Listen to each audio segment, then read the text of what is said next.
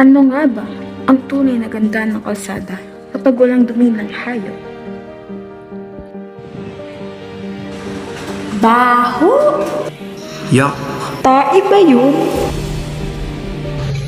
Ganyan ang madalas nating reaksyon kapag nakakakita ng dumi ng mga hayop. Pero alam niyo ba na hindi lang ito basta basura? Kapag napapabayaan, nagdudulot ito ng baho, kalat at maaaring pagmulan ng sakit. Maaari itong maglaman ng bakterya, parasite na nagdudulot sa kalusugan, lalo na sa tubig at lupa.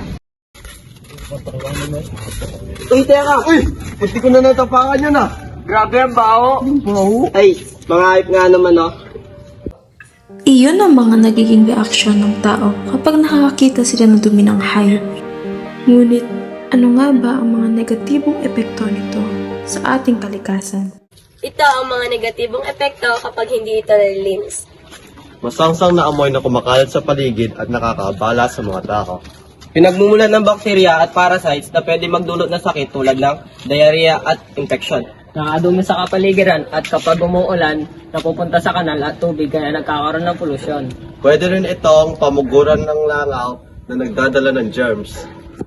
Alam nyo ba na ang dumi ng kalabaw ay maaari natin gawing papel? Eco-friendly pa ito at nakakatulong sa ating kalikasan. Ito ang mga Positibong epekto, ginagawang pataba sa lupa. Pwedeng gawing biogas o enerhiya. ginagamit sa eco-friendly products. Upang maiwasan ng ganitong problema, kailangan linisin agad ang dumi ng hayop at huwag pabayaan nakakalat sa paligid. Itapon sa tamang basurahan at siguraduhin malinis ang pagkakalinis. Sa ganitong paraan, maiiwasan ang dulot na sakit at baho sa paligid. At nananatili ang kalinisan ng komunidad. Huwag tayong malain ang dumi. Sa tamang kilos, pagbabago nila sa atin.